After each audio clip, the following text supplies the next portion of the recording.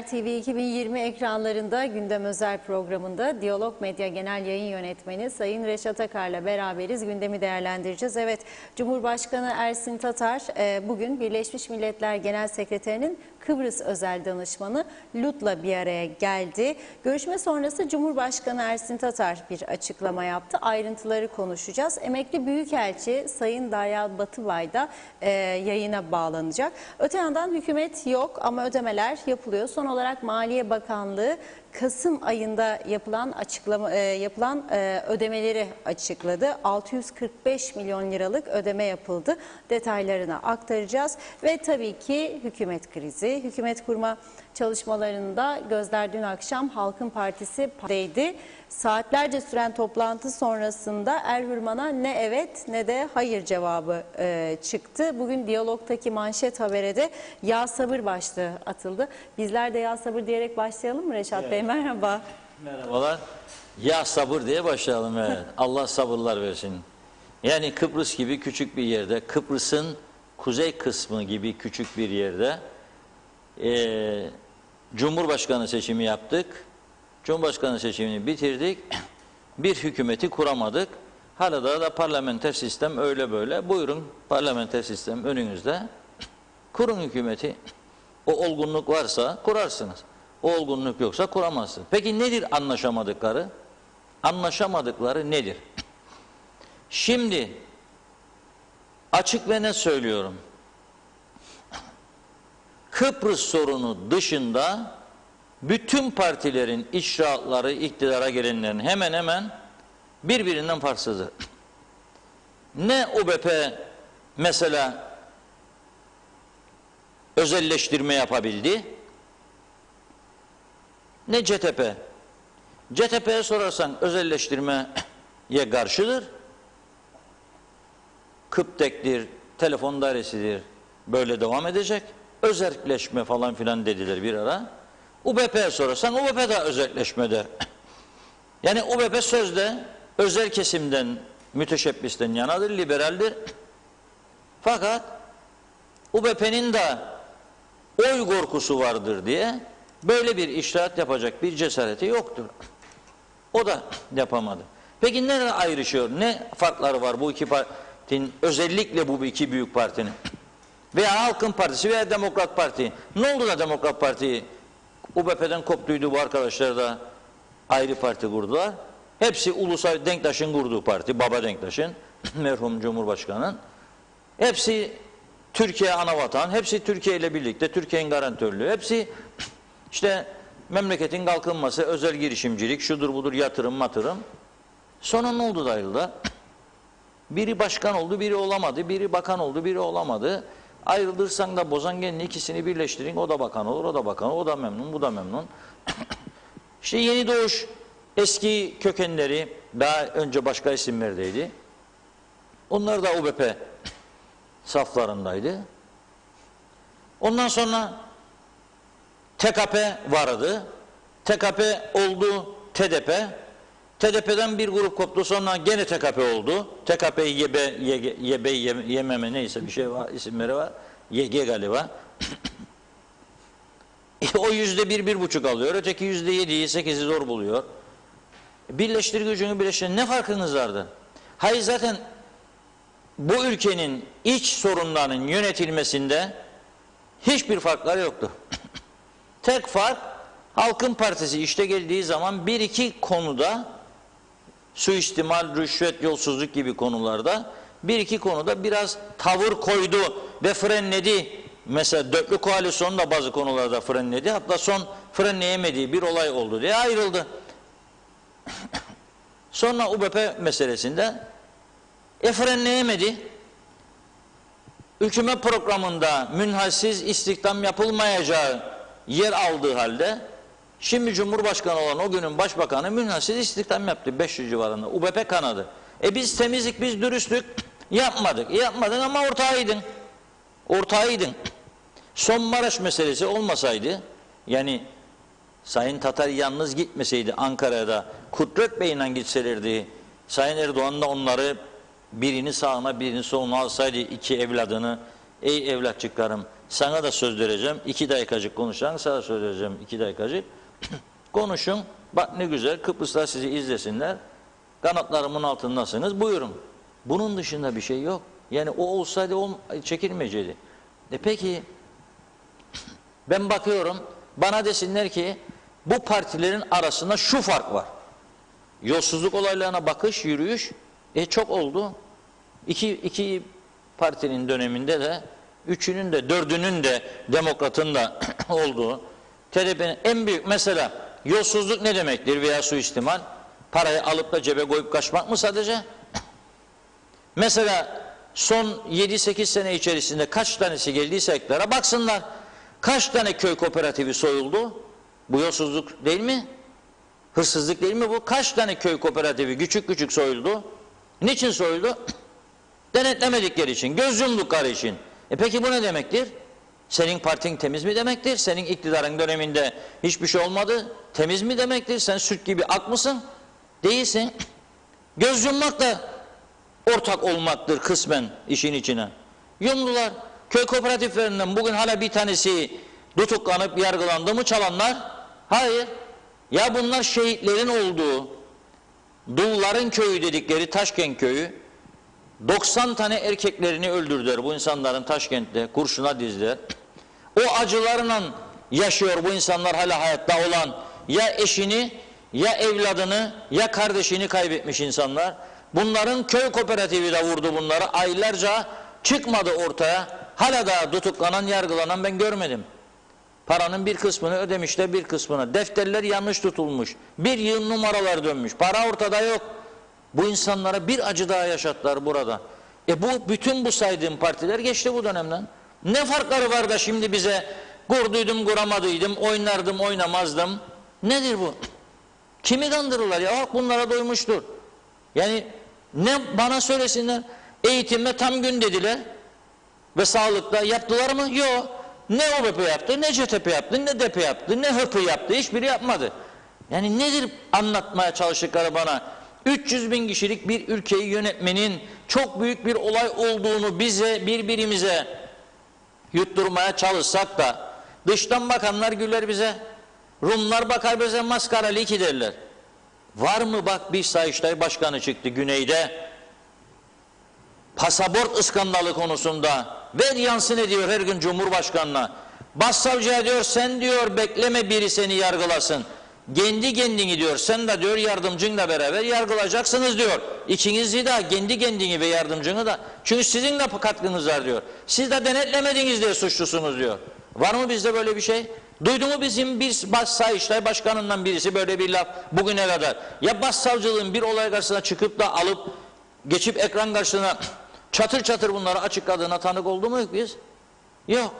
Bu makamlar ne içindir? Bu makamlar bir üst rütbeye, 2 rütbeye, 5-10 basamak yükseğe çıkıp o yükseklikten emekli çıkıp güzel bir ikramiye alma yeri gibi oldu. Kusura bakmasınlar.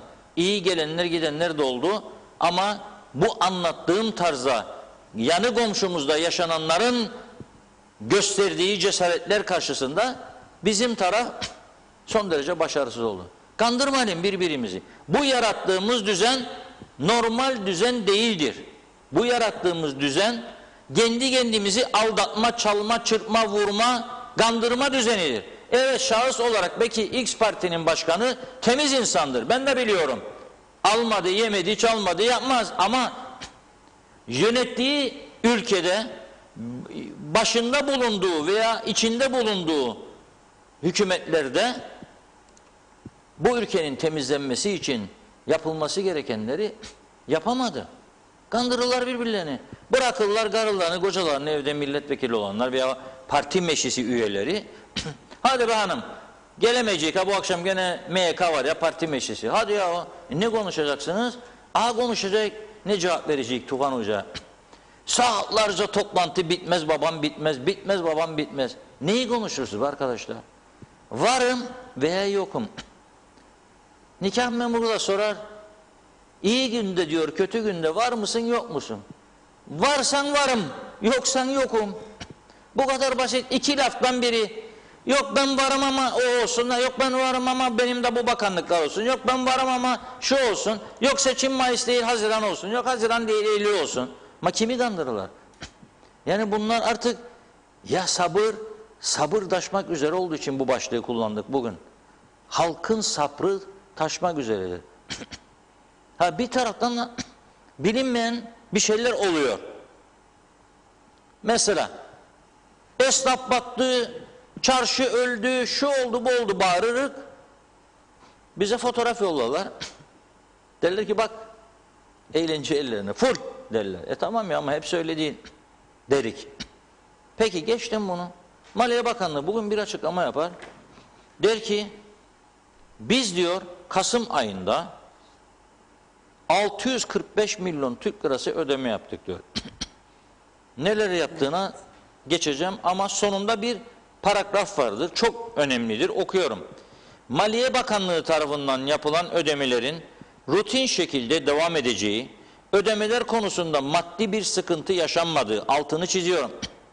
Maddi bir sıkıntı yaşamadığı ve bu ödemelerin zaman zaman kamuoyu bilgisine sunulacağı kaydedildiği. Dün eski Maliye Bakanı diyor battık bittik. Bütçede bu kadar açık var, bu kadar borçlanmalar yapıldı der. Bu tarafta da sıkıntım yoktur der. Hangisi doğru? Anlamadım. Bir. İkincisi ödemelerin dökümleri var. Geçen davada rica etmiştim. Gerçi Maliye Bakanı şimdi bir rahatsızlık geçirdi. Gene hastaneye gitti. Bir ay içinde ikinci kez. Doğaya falan ihtiyacı vardır. Ailedeki yaşlılar okusun bir zeytin dalıyla tütüpmeye. Çünkü bu ekonomik krizde Maliye'yi yönetmek kolay iş değil derler kendisine. Vay be evladım ne acı, ne büyük bir yükün altına girdin derler. O da ne yapalım der. Vatan memleket için yapıyoruz bu işi. Fakat burada ben bir açıklama istiyorum. Mesela şöyle diyor harcamaların dökümünde emekli ikramiyeleri, temizlik şirketleri, müteahhit, karantina otel, ilaç ödemeleri ve kamulaştırma için 102 milyon 999 bin. Olmadı bu emekli ikramiyesi farklı bir şeydir. Kamu cari giderdir. Temizlik şirketi nedir bu? Ne yaptırdın temizlik şirketine? Devlet dairelerini mi temizlettin bilmem. Müteahhit hangi müteahhitlik hizmetleridir bu? Karayollarıdır, ne bileyim santral yapımıdır. Belirtmen lazım yani eğer bu kadar yani şeffaf bir tavır izliyorsak şeffaf bir yönetim. Ama en önemlisi karantina otellerine nedir verdin? Ne soktun karantina otelini bunun içine? Bileyim. Ve karantina derken biraz önce bir de derler bana niye geç başlar program? Mecburum yani. Telefonlar durmaz. Bir telefon geldi. Açayım açmayayım, açayım açmayayım. Stüdyoya koşacağım. Şeytan aç be dedi. Açtım. Bir vatandaşımız aradı. Eski bir daire müdürü hem de önemli bir bürokrat. Bir olay anlattı bana bugün yaşanan. Şimdi Narenciye kesim işçilerinden söz etmiştik dün ya. Narenciye kesim işçileri gelmeye başladı. Yani geliyor meğer. Bu beni arayan eski daire müdürünün bir yakını 8 tane işçi getirmiş. Narenciye bahçeleri var. Kesim yaptıracak. Demişler ki bir hafta karantina oteli. Bir hafta karantinada kaldıktan sonra test yapılacak. Eğer test sonuçları negatifse alıp gideceksin işçileri. Bir hafta kaldılar. Bir hafta doldu. Testleri yaptılar. Dediler ki sonuç alabilir miyiz? Evet dediler. 8 işçinizi alabilirsiniz. Bak çok önemli bu ha. Yani bu anlatacağım öyle basit gibi gelir bazılarına ama tam bir trajikomik durum. Adam gidiyor, dolduruyor vanın içine bahçe sahibi 8 işçisini götür ortalığa başlayın diyor. Bir telefon arkadan ya saatler sonra ya bir gün sonra tam orasını anlamadım. Diyorlar biz bir yanlışlık yaptık. Sizin alıp götürdüğünüz 8 tanenin bir tanesi pozitif çıktı. Hadi bakalım. Hepsini topla getir içeriye. Karantinaya geri. Sen de diyorlar. Çünkü adam aldı. Arabaya koydu götürdü. Temaslı olmuş. Tamam babam da hem 8 işçi gitti Hay birini ayırsaydın 7 taneyle ben gene bahçedeki ürünleri toplayacaktım. Satıp paramı almaya başlayacaktım. Hem işçileri geri götürüyorum. O 7 tane ki pozitif çıkmadı. Sen bunu nasıl anlamadın? Bir yanlışlık yaptık demiş. Ve bu da döndü bahçe sahibini de soktu şimdi otele. Adam bir hafta karantinada kalacak. Yaşı başı kaçtır bilmem. Belli ki vardır yaşı. Hem de iş kaldı. Bahçesi kaldı. Gün işleyip gün geçinen adamdır bunlar. Satacak 100 kilo portakal. Limon da aileyi geçindirecek. Hem de başlayacak bankalar olan borçları ödesinler. Nasıl olacak? Bu böyle olmaz. Ve siz oturacaksınız bana da o bakanlık mı benim, bu daire mi benim, spor dairesi benim mi olacak, piyangolar senin mi olacak?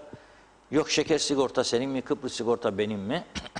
Yok seçim Mayıs mı, Haziran mı, Eylül mü, Temmuz mu? Yok öyle yok böyle ilkeler, yok bilmem neler. Ve ondan sonra bu ülke insanı da umutlanacak gelecek için. Yoktur böyle bir şey. Böyle bir şey yoktur. Yani üzücü bir durum ama böyle bir şey yoktur. Elektrik kurumu tüketimleri dairelerin bir aylık, herkes sıkı dursun. Ne kadarmış?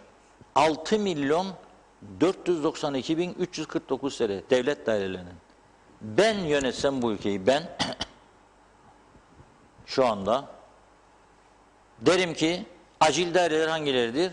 Tapu, başka araç kayıt, iş yapan, para toplayan, araç muayene, evet, ötekiler.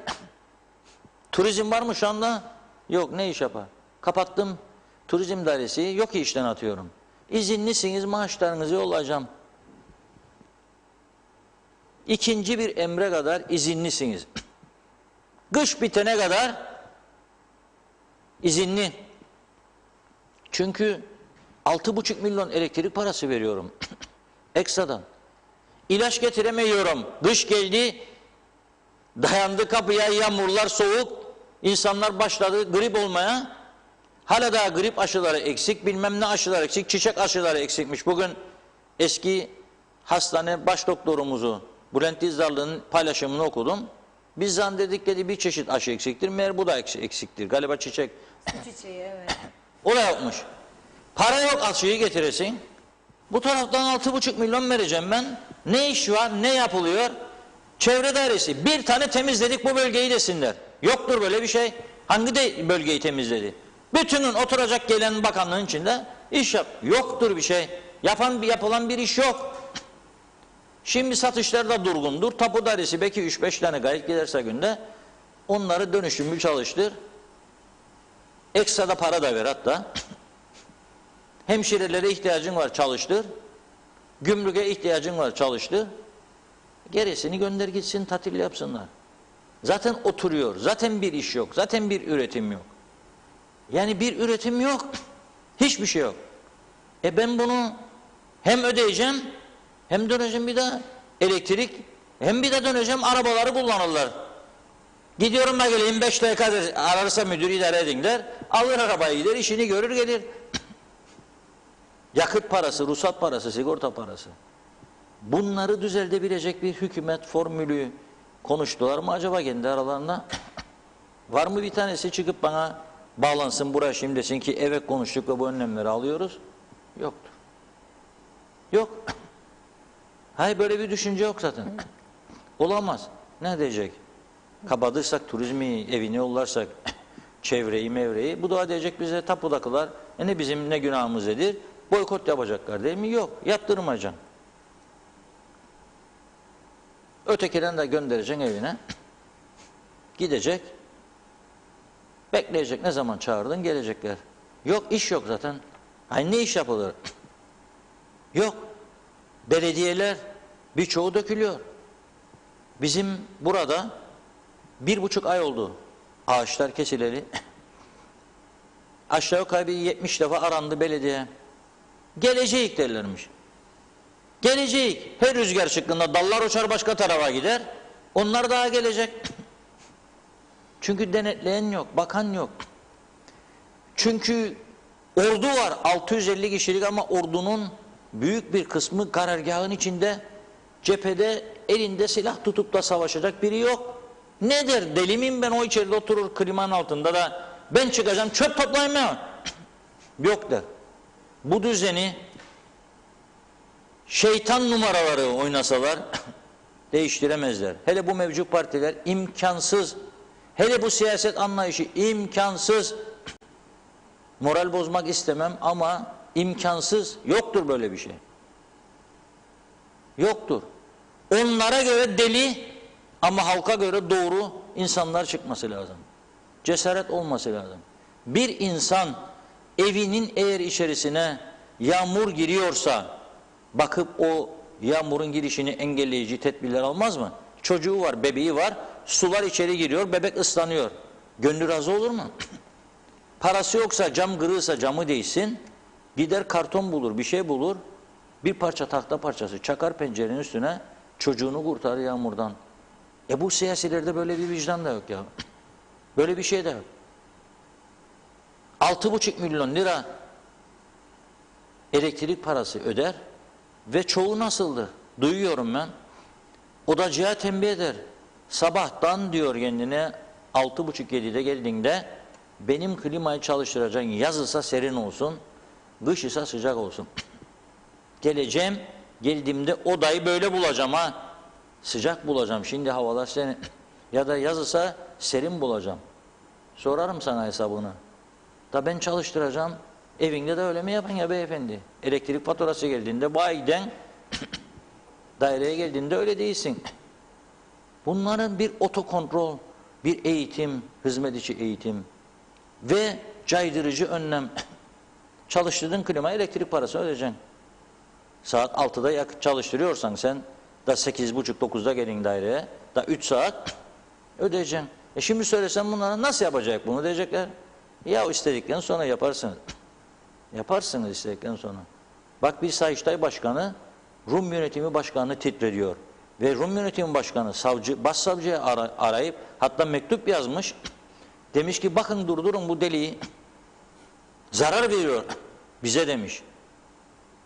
Tam onu yapacağına döndü başsavcıyı da bu da çekti şeyin içerisine Sayıştay Başkanı. Sen de dedi kendi kendine sorgula dedi ve raporunu hazırla. Yaptığın yanlışları. Bizde böyle bir durum maalesef yok. Onun için üzgünüm,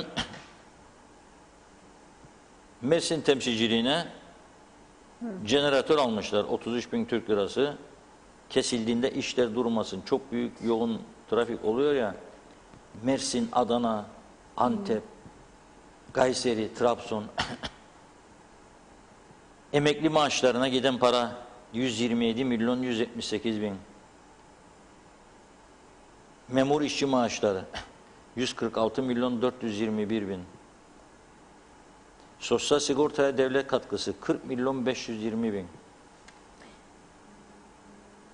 Ek mesai söylüyorum. 22 milyon 778 bin. Neyin ek mesaisi ya? Neyin ek mesaisi? Sağlıkta hemşireler, gümrük, kapattığınız kapıları gümrükle çalışmaz. Mersin'den falan gelenler, niye vardiya sistemi koymazsınız? Yok. Metehan çalışmaz, 3 tane gümrükçü oturur içeride benim bildiğim. Ya 2 ya 3. Nedir bu 22 milyon 778 bin lira? Hangisi bunu durduracak?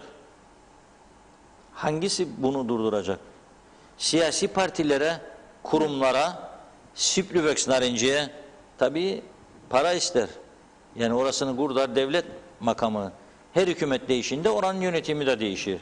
TAK Ajansı, Din İşleri Dairesi, muhtarlar, yangın ekibi, neyse bu ekip bilmiyorum, itfaiye değil de başka bir şeydir. Bu katkıymış o. Yangın ekibi varmış da ona katkı 19 milyon 259 bin. Belediyelere 40 milyon, 39 milyon 831 bin. Sosyal sigortalara borç varmış. Mart Nisan borçlarını ödemişler. 43 milyon 314 bin. Samimi söylerim, bu döküm var ya burada. Evet. Böyle birisi gelecek diyecek ki alacak kalemi çizdim, çizdim, Cızdım. Ödemiyorum. Yoktur para. Herkes istediği yere gitsin. Yoktur. Ödemiyorum. Bitti bu iş. Senin çünkü iki devlet, iki devlet, iki devlet derler ya, sanki olacakmış gibi. Da sanki bütün dünya bizi tanıyacak iki devlet ya da sanki biri bizi dinlermiş gibi. Bütün şeyleri itiyoruz yani. Olası yardımları da. Bugün okudum programa girerken Avrupa Birliği'nin gönderdiği maillerden Avrupa Komisyonu Yunan ekonomisini çok seviyorlar ya, Yunanistan'ı desteklemek için 183,5 milyon euro ekstradan bir mali yardım yapıyor kendisine. Senin böyle bir gelirin de yok burada. Senin tek gelir kaynağın Türkiye. Türkiye'de sana protokol gereğince bu paraları verir. Sen gittin adamlarla tekrar protokol imzaladın. Taahhütler altına girdin. Geldin. Bir maddesini bile yapmadı. Bir tanesini. Gerekçene söylerler, ben biliyorum. Mesela Cumhurbaşkanı Erdoğan geldi. Ya kusura bakmayın Sayın Cumhurbaşkanı. Biz de istedik ya, aynı görüşteydik ya. Seçim vardı. Şimdi ben seçim sendikaları başıma belamı alacağım. Ama bundan sonra merak etmeyin, ben zorlayacağım. Olacak bu iş. Bunu 40 yıldır Türkiye yetkililerine bu şekilde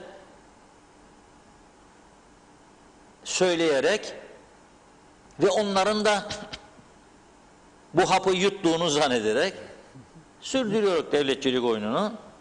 Bu güzel bir durum değil. Ve bekliyoruz. Halkın Partisi dün gece müthiş tartışmalar olmuş. İnsanlar, herkes konuşuyor tabii. Kimisi yok ya bu dörtlüyü kurduk, şimdi gidip Serdar Dektaş'tan şu mu olalım bu mu olalım gene. Kimisi UPP'yle, kimisi UPP'ye karşı. Bize neler yaptılar, bir imar planı geçmedi. Kimisi ana ne der, kimisi baba ne der. Tartış babam tartış. Saatlerce gitti bu iş. Evde de çocukları, eşleri bekler. Ne oldu? Ya bu zor iş bu siyaset. Vatanı kurtarmak zor iş. Ya bitmedi, daha yarın da var. Bugün de varmış toplantılar. O toplanıyor, o toplanıyor. Herkeste müthiş bir heyecan var. Tıdıpısı, bıbısı, hıpısı, ubupısı hepsi toplantıda. Ne yapacakmışlar? Hükümet kuracakmışlar. Da ne yapacaklar? Memleketi kurtaracaklar, çünkü memleket yangın yeriymiş. Memleket yangın yeri olsaydı Maliye Bakanı bu kadar parayı bulur öder miydi? Ha nereden buldun da demiyor burada. Onun için demesini istiyoruz ama demiyor. Bu paraların bu kadarı vergi gelirleri, bu kadar gümrük tahsilatı, bu kadar işte Brunei'den intikal eden, bu kadar Ankara'dan intikal eden, bu kadar da borçlanma. O da yok. Bu tamam şeffaflıktır da şeffaflığın yarısıdır. Adam diyor üşüdüm diyor, bir çarşaf üstümü ört diyor. Ortadan kesen sen çarşafı, yarım çarşafı attın üstüne, üst tarafını örttüm, ayaklar üşüyecek. Ayaklar örttüm, üst taraf üşüyecek. Yarım şeffaflık olmaz. No good. Şeftali kebabının bir benzerine benzer. Terpi kalın olur. İçinde şimdi kıymalar da hayvanlar beslendiği için galiba bayağı böyle yağlı olur. Terp yağlı, kıyma yağlı içinde. Onu yediğin zaman kolesterol bing, sonra da şikayet ederler, başları dönermiş falan filan.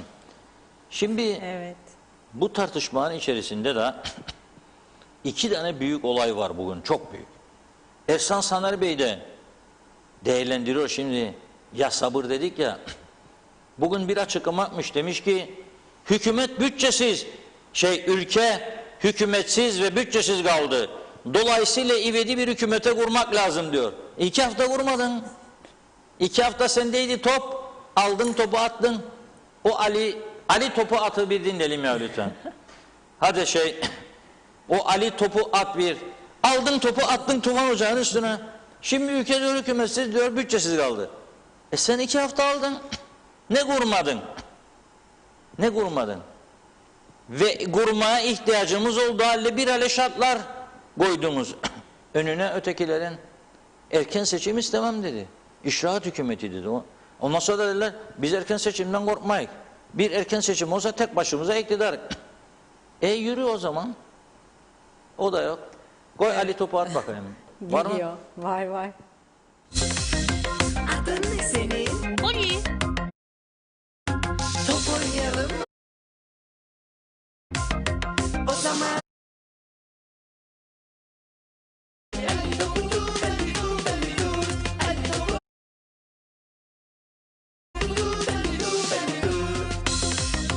adın ne?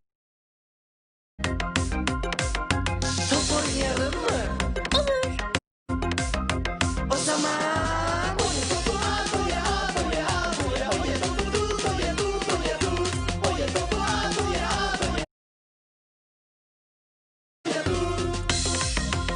adın ne senin? Ata. Top oynayalım mı? Olur.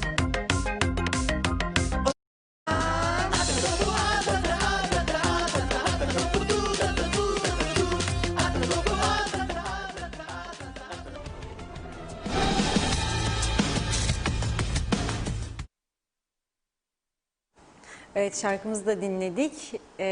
Dilerseniz mesajlarla mı devam edelim? Birkaç Reşat tane Bey? okuyalım da mesaj yazanlara saygısızlık etmiş Evet. olmayalım.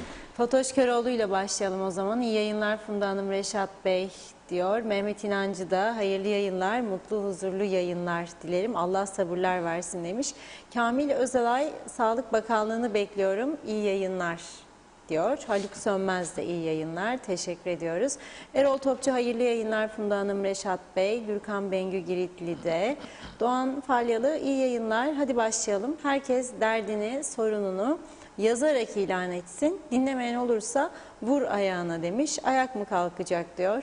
Kamil Özalay Almanya'dan yeniliklerle geleyim. Konuş Reşat Bey de korkma demiş. Zeka Uçer, hoş vakitler, iyi yayınlar Funda Hanım, Reşat Bey. Allah herkesin yardımcısı olsun. Selamlar Londra'dan diyor. Mustafa Özcan da iyi yayınlar Funda Hanım, Reşat Bey. Çok teşekkür ediyoruz.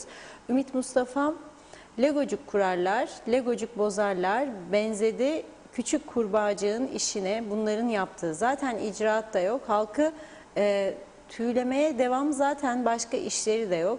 Güney'in emekçileriyle de uğraşmaya devam ediyorlar. Yazıklar olsun, farkında değiller bunlar. Titanik'ten daha derine battılar ama çıkamayacaklar demiş. Anayasayı değiştirsinler ve barajı arttırsınlar. Başkanlık sistemine geçilsin. Müdürlükler, müsteşarlıklar, müşavirlikler kaldırılsın. Hayırlı yayınlar dileğiyle sizleri seviyoruz. Diyalog TV, TV 2020 demiş izleyicimiz. Gürkan Bengü Giritli yine söylüyorum. Bit kadar ülkeye 9 siyasi parti çok fazladır diyor. Tuncay Arıgan iyi yayınlar Girne'den. Derin Ökçelen iyi akşamlar Reşat Bey ve Funda Hanım iyi yayınlar diliyorum. Turgay Gezen neden anlaşamıyorlar diye soruyorsun Reşat Bey. Anlaşamadıkları aslında şudur. İdeoloji ve ilkelerle mi bu memleketi yöneteceğiz yoksa patronaj sistemine devam mı edeceğiz? Bence partiler arasındaki en büyük anlaşmazlık budur demiş. Emete Gümüşok iyi yayınlar dilerim Funda Hanım, Reşat Bey. Zekiye Başta iyi yayınlar diliyor. Fatoş Köroğlu da selamlar Girne'den demiş. Gürkan Bengü Giritli olası bir seçimde oy kullananların oranı %50'yi geçmez. Halkın inancı kalmadı. Yalan bir düzendir. Gider diyor. Nikos Bülent Antonio iyi yayınlar dilerim Funda Hanım, Reşat Bey. Ya sabır dediniz ama sabır taşı patladı. Artık herhalde bunlar sabrın sonu selamet olduğunu düşünürler ve onun için halkın sabrıyla oynarlar. Saygılar diyor. Mehmet İnancı Fakir Bladan köyünün yanından bir köyünde kooperatifi soyulmuştu Reşat Bey. Ne bir ceza ne bir tutuklama olmadı.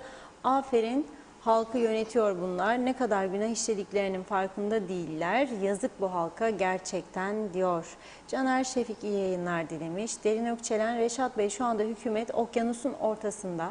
Kaptansız bir o tarafa birbirine tarafa savrulup duruyor. Halkı düşünen yok. Önümüzü görmüyoruz.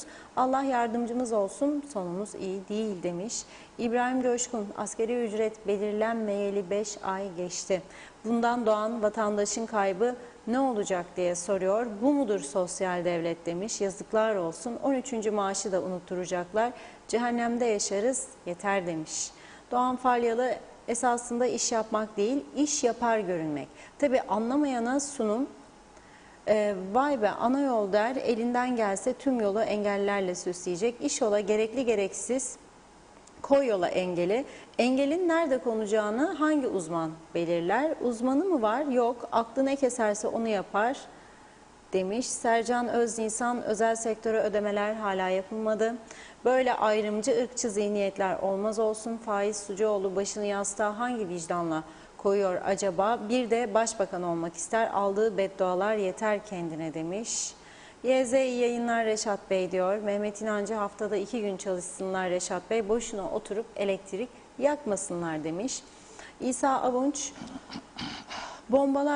bombalarsın bunları Reşat Bey ama bir kulaktan girer öbüründen çıkar. Kimin umurunda? Tükürsen yüzlerine ya Rabbi şükür diyecekler diyor. Hüseyin Koltan iyi akşamlar. Funda Hanım ve Reşat Bey iyi yayınlar. Kolay gelsin demiş. Şerife Turgay Derya. Reşat Bey, Funda Hanım iyi akşamlar. Doğruları söylemeye devam. Sizin gibi keşke tüm kanallar böyle yayın yapsalar. Hayırlı yayınlar diyor. Özgür İzmir. Yan gel yat Osman oldu memleket, ancak da Facebook'tan ahkam kesiyorlar. Ülke gerçeğini gören yoktur. İyi yayınlar dilerim demiş. Elvan Çelik, ben anlamadım diyor. İş yok diye ağlar insanlar. Narenciye için işçi getirilir demiş. Haluk Sönmez, Reşat Bey, bunlar düzen partileri, bunlar düzeni değiştiremezler. Bunlarda ideoloji yok, çıkar var. Hamhum var, düzeni değiştirecek partiler lazım diyor. Mehmet Akın, bir ülke düşünün, yarınımız soru işareti. Oturarak para kazananların ülkesi KKTC, yok böyle bir rahat ülke diyor. Kaan Ceylan, bir şey sormak istiyorum demiş. Koronavirüs dolayısıyla aşı çalışması veya denemeleri KKTC'de yapılıyor mu diye soruyor Kaan Ceylan. Aylin Kızıl, iyi yayınlar size. Alev Yıldırım, cümleten iyi akşamlar. Geç kaldım izlemek için.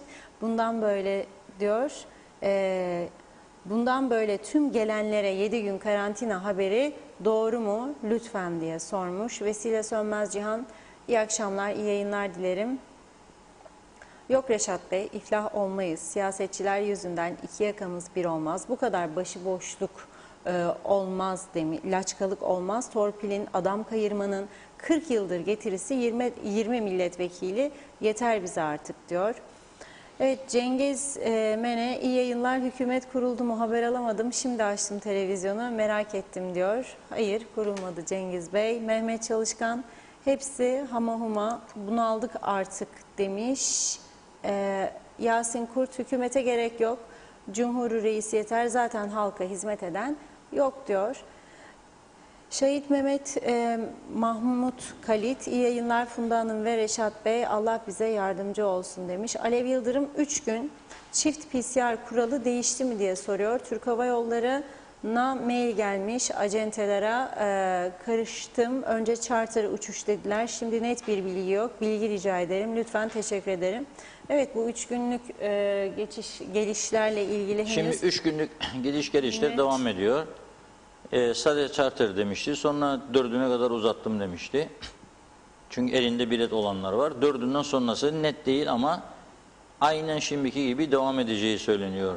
Türkiye'den geldiğin 3 gün için geliyorsanız Çift PCR. çift PCR ama karantina yok.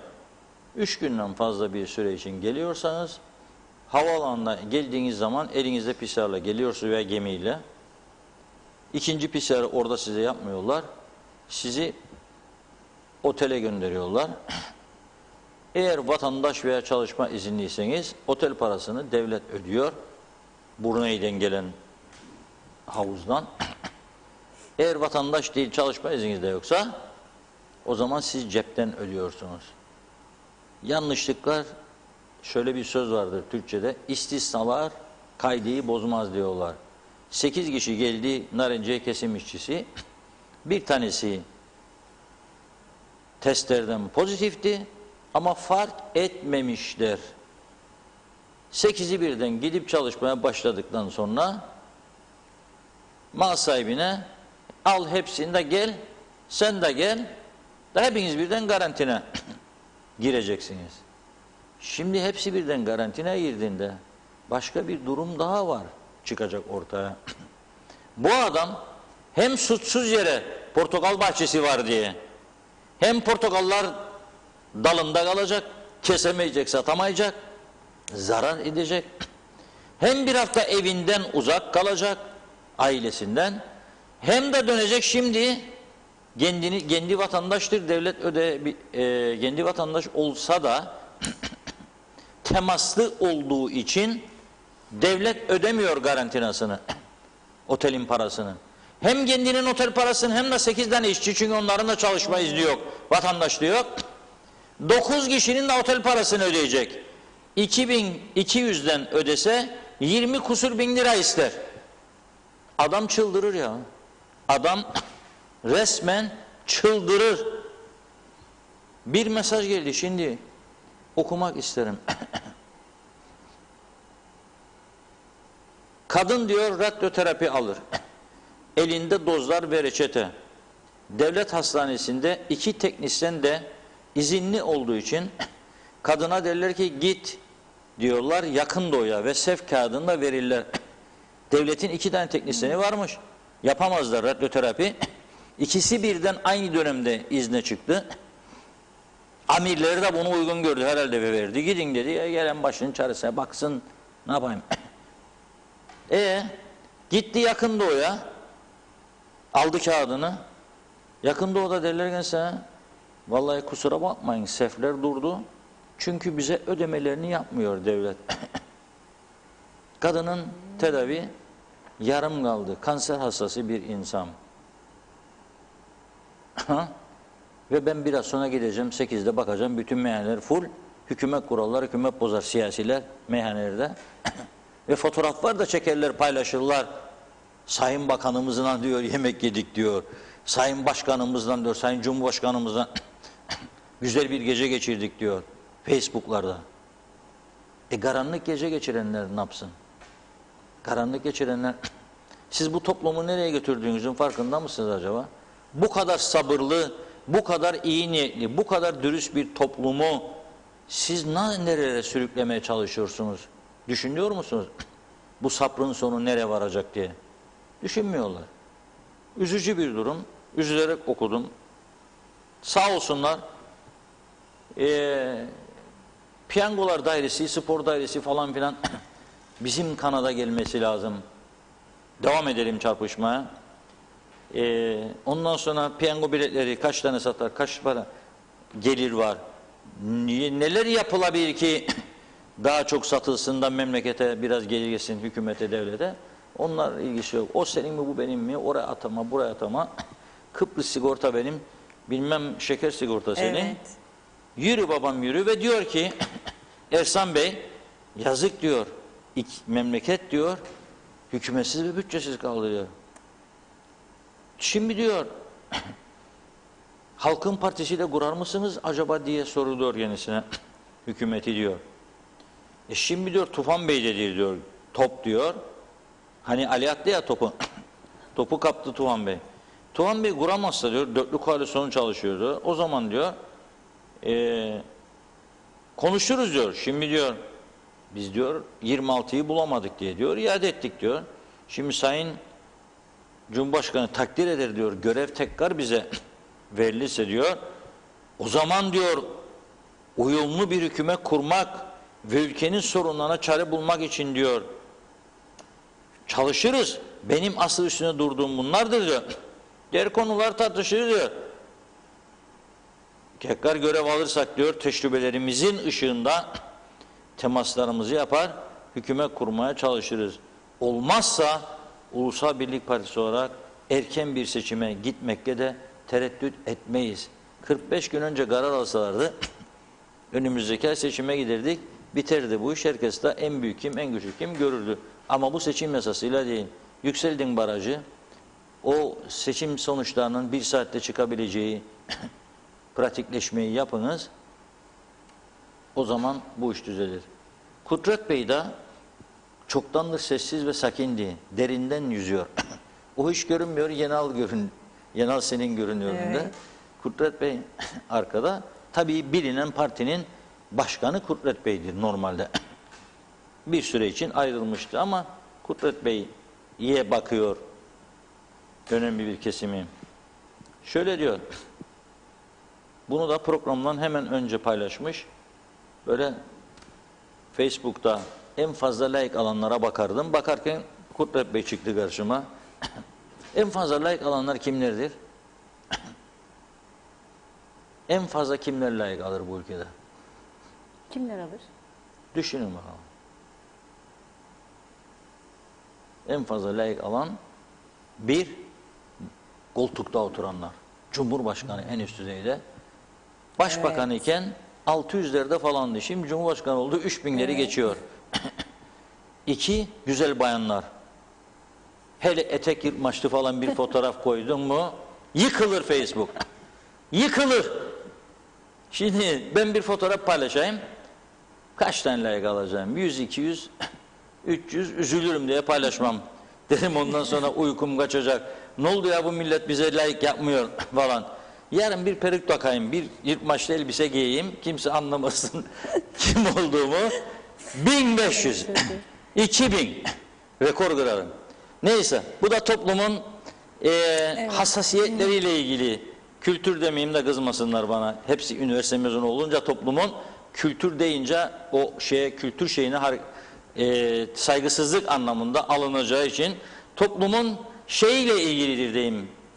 Zevkleri ve heyecanıyla ilgilidir.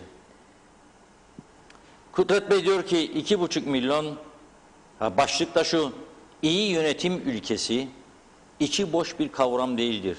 Dolduralım o zaman. Nedir biliyor musunuz? Bilmiyoruz. 2,5 milyon zararda olan şeker sigortanın 2 yılda 5,5 milyon lira kâra geçmesidir diyor. Çünkü kendisine bağlıydı ya şeker sigorta. Haygarında orayı düzeltmek için iyi bir ekip koydu falan. Sigortacılık alanında güveni sağlayacak şekilde 6 milyonluk sermayesini sermaye artımıyla 14,5 milyona çıkarma yoluna gitmesidir. Kalite kontrol standartlarını önemseyerek ISO belgesi, onu herkes alır. Onu biliyorum, o çok zor bir iş değil. Riyalya riyalya riyalya diye bir Rumca şarkı vardır. Para para para. Evet.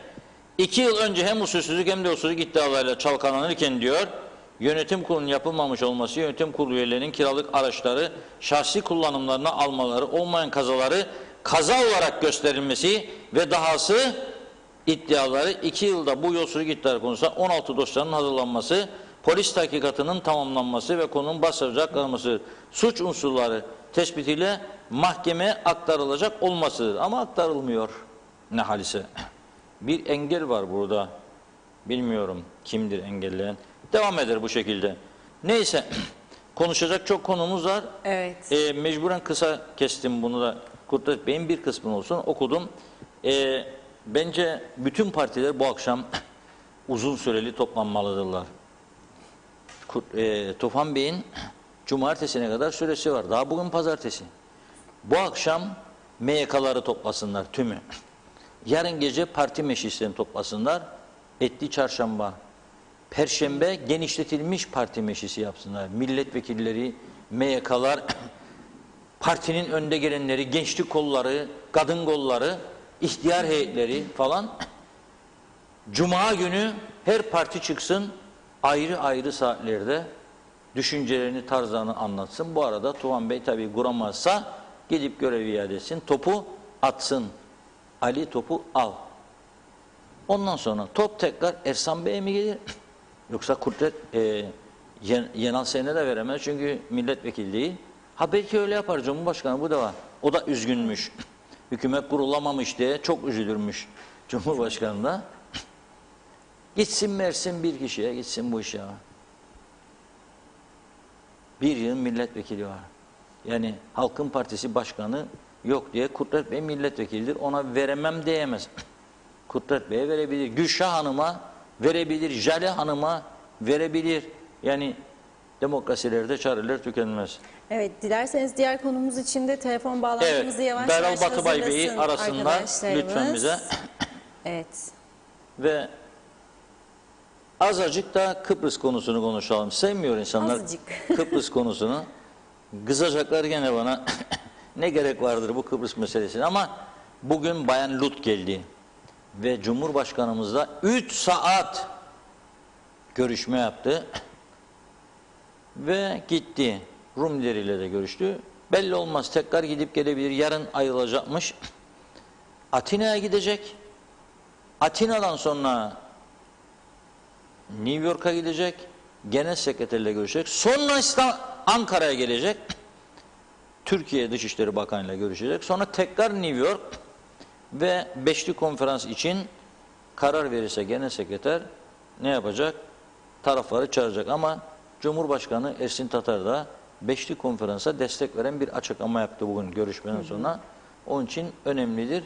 Bu önümüzdeki süreci kısaca Kıbrıs konusuyla çok yakından ilgilenen, özellikle taşınmaz mal komisyonunun oluşması konusunda büyük emekler harcayan Büyükelçi Sayın Daryl Batıbay'a rica ettik. Hattımızda şu Bağlansın. anda. Kısaca bir değerlendirme yapalım ve halkımız da aydınlanmış olsun.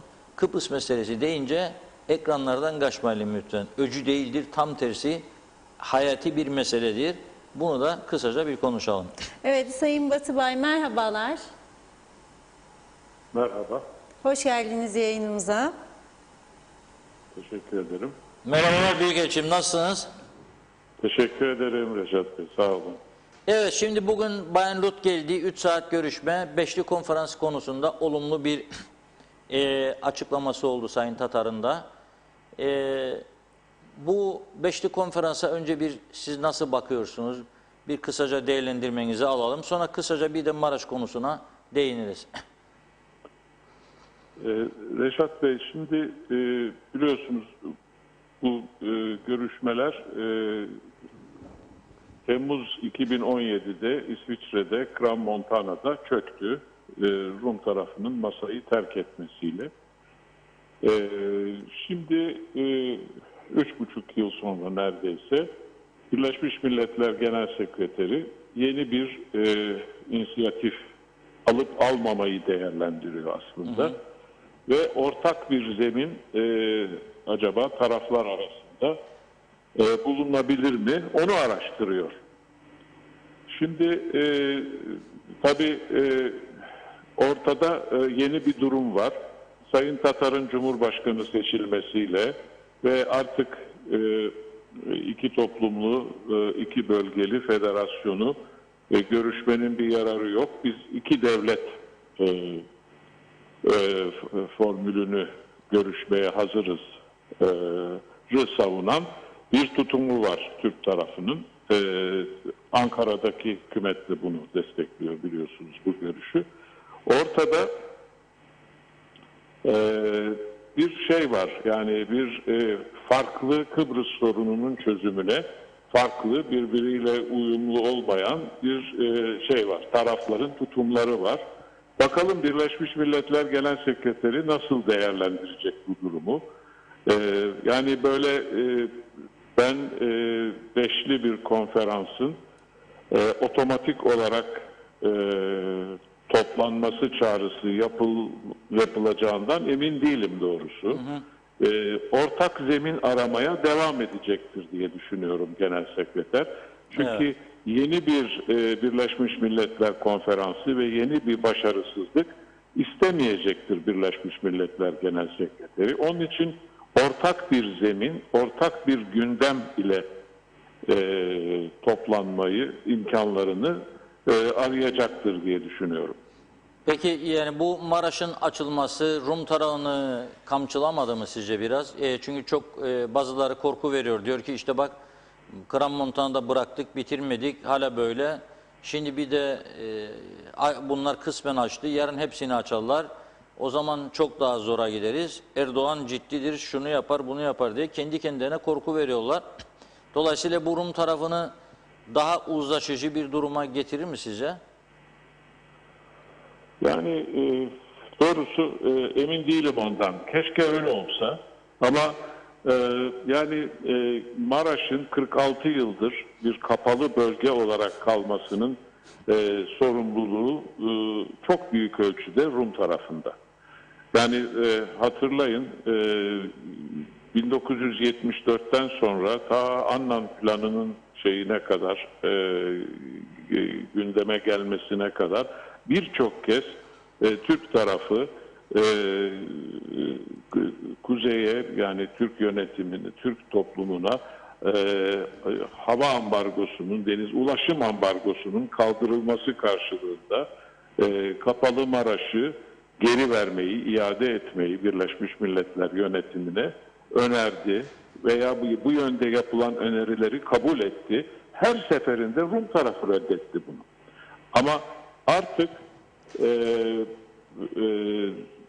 2010 yılında Avrupa İnsan Hakları Mahkemesi'nin verdiği önemli bir karar var.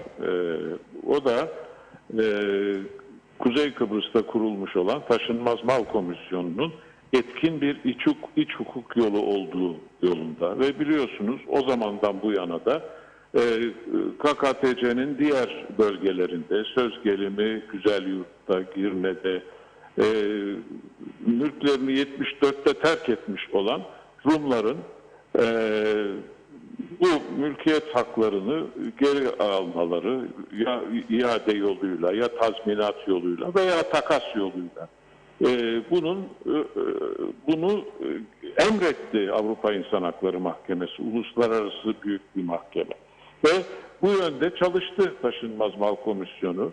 Şimdi bir tek ve Maraş'a da ilişkin olarak 300 civarında 74'te Maraş'ı terk etmiş olan insanların, Rumların başvuruları var.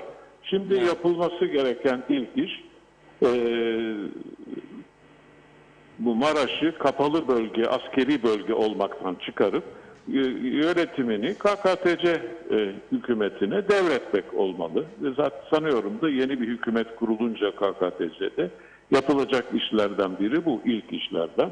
Çünkü gerek Cumhurbaşkanı Erdoğan, gerek Cumhurbaşkanı Tatar son açıklamalarında 74'te mülkiyet hakları mağdur olmuş insanların bu mağduriyetlerini Taşınmaz Mal Komisyonu aracılığıyla giderileceğini beyan ettiler. Ben bunu çok önemli ve yani olumlu bir tavır olarak görüyorum.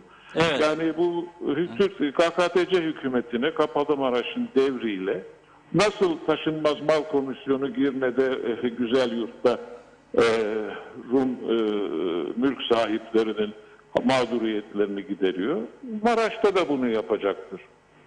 Evet. Yapmalıdır da zaten. Yani bunu yıllardır yapmalıydık. Yıllar önce yapmalıydık. Onu söyleyeceğim. Ben de onu söyleyeceğim. Yani 6 yıldır bu komisyon tek kuruşluk ödeme yapamıyor. Kasası boş diye Murat Hakkı Bey'in bir açıklaması oldu Rum basınına. Bizler de bunları kullandık. Yani komisyon görevini yapamıyor. Siz de bu konuda çok uyarılar yaptınız geçmişte. Çok demeçler verdiniz. Bizim programlarda konuştunuz. Tabii bu Taşınmaz Mal Komisyonu oluşmasında çok büyük katkılarınız vardır sizin. Dolayısıyla bunu nasıl çalışır hale getirebileceğiz sizce? Kısaca bir de bunun değerlendirmesini alabilirsem sizden. Siz de galiba dünkü yazınızdı. Gayet yerinde ve doğru bir çerçeve çizmişsiniz. Yani ortada bir Taşınmaz Mal Komisyonu'nun çalışmalarının finansmanı konusunda bir şey var, bir sorun var. Bu sorun maalesef yıllardır giderilemedi ve bir finansman problemiyle karşı karşıya. Bu doğru. Ama Reşat Bey, Maraş'ta söz konusu olan finansman sorunu değil. Çünkü Maraş'ta başvuru sahipleri de Rumlarda iade istiyorlar. Yani 74'te terk ettikleri mülklere dönmek istiyorlar. Dönmek istiyorlar, evet. Dolayısıyla yani buradaki en büyük engel bugüne kadar kapalı askeri bölge olması idi Maraş'ın.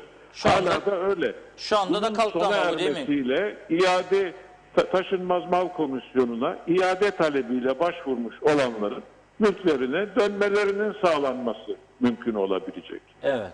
Doğru. Yani bu bizim tarafta şu anda bu kısmi açılışı yaptığına göre açılımı yani Maraş konusunda demek ki bölgenin tamamen askersizleştirilmesi söz konusudur.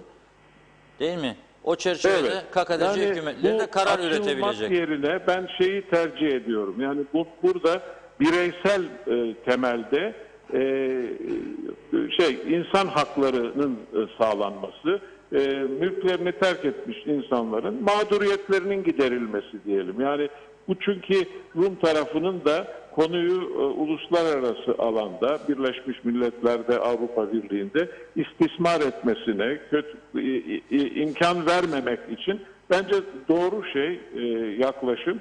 Yani biz kendi talepleriyle, arzularıyla mülklerine dönmek isteyen insanların bu taleplerini aynen nasıl PKK-TC'nin başka bölgelerinde karşılıyorsak Maraş'ta da yapıyoruz. Bu yani bir Avrupa İnsan Hakları Mahkemesi gibi bir uluslararası mahkemenin gereği bize yüklediği bir sorumluluğu, bir gereği yerine getirmiş oluyoruz. Yapılan işlem budur diye anlatmamız lazım. Evet. Peki çok teşekkür ediyoruz. Umarım bu sizden de gelen bu uyarıyı da dikkate alırlar. Bir hükümet KKTC'de kurulur da bir an önce bu adımlar atılır ve bölgede hem insanlar mülklerine döner hem de bu arada uluslararası alanda Türkiye'ye yönelik bu ağır baskılar ortadan kalkmış olur. Çok teşekkür ediyoruz Sayın Büyükelçim. Ben teşekkür ederim. İyi günler. Evet. Şimdi tabii siz beni burada oyalıyorsunuz Funda Hanım. Benim bu akşam halk meclisim var. Evet. Halkın meclisi içine var gideceğim. bu akşam. Halkla bütünleşeceğim. Köylülerle bir araya geleceğim. Bu benim en büyük mutluluğumdur. Çok büyük bir zevk alıyorum. 165. Halk Meclisi'ni bu gece Paşaköy'de gerçekleştiriyoruz. Sayın Habil Tülücü, Paşaköy Belediye Başkanı ve Aslanköy Muhtarı Sayın Adil Onalt bizi bekliyor. Dört gözle gidip programımızı orada gerçekleştireceğiz. 19.30'da köylülerin, o bölge insanlarının dertlerini dinleyeceğiz. Tabii hem kendi bölgeleri hem ülke sorunlarını konuşacağız. 19.30'da bir ikinci canlı yayınımız var. Dolayısıyla birkaç mesaj Aynen, hızlıca mesajları daha okuyup okuyayım. bugünü Sonlandıralım. tamamlayalım. Akile Oya Ballı, iyi yayınlar Funda Hanım, Reşat Bey, Londra'dan sevgiler demiş. Ümit Mustafa diyor ki, vallahi mecliste Pirilli turnuvası yapsınlar. Kim kazanırsa ülkeyi o yönetsin demiş. Şükriye Özgen, iyi akşamlar. İyi yayınlar Funda Hanım, Reşat Bey, kolay gelsin diyor. Orhan Oğuz da aynı şekilde. Dilek Şener de çok teşekkür ediyoruz. Gürkan Bengü Giritli, asgari ücretin artması çözüm değil. Keşke 10.000 lira olsa. Önemli olan ekonomik dengeleri oluşturmak demiş. Alev Yıldırım teşekkür ediyor cevap için. Ercan Ergün, Reşat kardeş, ben ülkenin sayılı iş adamlarından biriydim. Şimdi battım demiş. Battı mı? Battım Kim? demiş. Evet. Ercan Ergün. niçin battı Ercan Bey? Ercan Üzüldüm Ergün. vallahi. Şimdi battım Can diyor. kurtaranlarından çekelim biraz Ercan Bey'i. Çok üzücü bir durum. İnşallah kurtulur. İnşallah. Eda Bilgin Seraksoy, iyi akşamlar. Her programınızı izlerim. Gerçekleri söylüyorsunuz. Kulakları duymayan, gözleri kapalı tutanlara ithaf olunur. Bu düzenin değişmesi gerekiyor. Bu akşam köydeki programınızda izleyeceğim. Sevgilerimle demiş. Ve Ulus Barani, iyi yayınlar. Bakanlar Kurulu'nun küçük adamı Ali Pilli Bey de biraz basiret olsaydı sizin davetlerinize cevap verip canlı yayında sağlık konusunda sizi ve bizleri bilgilendirirdi diyor Ulus Bey. Galip Sekban, iyi yayınlar Reşat Bey, Funda Hanım. Arın Taşarkan da iyi yayınlar dilemiş. Mutlu Demirdelen, Reşat Bey bugün UBP milletvekili kanalınızdaki konuşmasında UBP olarak kararımız hükümeti kurarsak tek adayla kurultay yapacağız dedi. Yani Ersan Saner başbakan diyor. Mutlu Demirdelen, Reşat Bey bugün evet, o da Ersan Bey başbakan olmazsa olmaz diyor. Başbakan olmazsa kaçmanın telaşında mı diye sormuş Ersan Bey için. Arın Taşarkan, Kıbrıs Türk Atatürkçü Gençlik Hareketi Genel Sekreteri, Birleşmiş Milletler Kıbrıs Özel Temsilcisi Lut, Kuzey Kıbrıs Türk Cumhuriyeti Başkanı Sayın Ersin Tatar'la sarayda 3 saat görüşme gerçekleştirdi demiş. Kıbrıs sorununda 2 devletli çözüm ve 5'li konferans görüşmelerine tam destek verdiğimizi söylemekteyiz diyor. Mehmet Ek, iyi akşamlar. Reşat Bey ve Funda Hanım, şu an size karantinadan yazıyorum. Bir türlü anlamıyorum. 3 gün gelenlere karantinaya girmiyor ama vatandaş evine gitmek istiyor. Onlar karantinaya. Neden gelen vatandaşı da Covid testini yapıp evine yollamıyorlar? Evim Girne'de, beni getirdiler Salamis'e. Girne'deki oteller doluymuş. Karantina süremiz dolunca Covid testi yapacaklar. Bu da sabah 10 veya 11, akşam 8 veya 9 sonuçları çıkacakmış. Ondan sonra hadi oteli boşaltın, ben bir de Salamis'ten nasıl eve giderim diye dertleneceğim. Allah akıl fikir versin. Bu Doğru. devletin paralarını Salamis'ten- böyle savuranlara demiş. Devlet Yazık. Salamis'ten adam nasıl gidecek yerine? Evet. Parası vardır, yoktur, arabası vardır, yoktur. Kimin umurunda ya? Kimin umurunda? Bence başlayacak yürümeye, 2 gün sonra Girne'ye vardığında Dünya Rekorlar kitabına girecek. 2 günde Salamis'ten Girne'ye yürüdüm diye. Ve tabii ki bir de takdirname verecek kendisine, bunu yaptıranlara bir maalesef. özel takdirname hazırlayacak. Verecek. Son Evet. bir mesaj daha var. Haluk Sönmez, Reşat Bey, ben tek suçlu halkı görmekteyim. Serbest seçimler yapılır. Küçük çıkarlara bu halk oyunu çıkar için kullanır demiş. Buna ne demeli diyor. Bir seçim çoğunluk oylar UBP'ye, öteki seçim CTP'ye. Bu nasıl ideoloji diye sormuş. Çıkarcı bir toplum olduk ve selam diyor. İnanç Yıldız da İyi yayınlar Reşat Bey. Funda Hanım, eğer erken seçim düşünürlerse Birleşik Kıbrıs Partisi Genel Başkanı Sayın İzzet İzcam da meclise girmeli. Başbakanlık yakışır demiş. Mehmet İnancı da son olarak size iyi yayınlar diliyor Paşaköy'den. Şimdi bir haber geldi. Diyor ki KKTC Merkez Bankası, kamu maliyesi 2020 yılının ikinci çeyreğinde 257,8 milyon Türk lirası açık verdi diyor. KKTC maliyesinin açığı 3. çeyrekte, daha bir de bunun 4.'sü var. Ekim, Kasım, Aralık 4'e girer. 257 milyon 800 bin Turkish lira. Çok para değildir. Çok para değildir. Buluruz, öderiz evelallah. Geçmişte yaptıklarımız gibi. Yastakta bir daha sarı çizmeli Mehmet Ağa bir gün öder hesabı diyerek noktalayalım da şarkının diğer kalan bölümünü bu akşama bırakalım. Evet, ağzınıza sağlık. Çok teşekkür ederiz Reşat Bey. Evet, Halk Meclisi programında devam edeceksiniz. Evet sevgili izleyenler, bugünlük de Gündem Özel'in sonuna geldik. Yarın yine gündemdeki konularla karşınızda olacağız. Şimdilik hoşça kalın diyelim.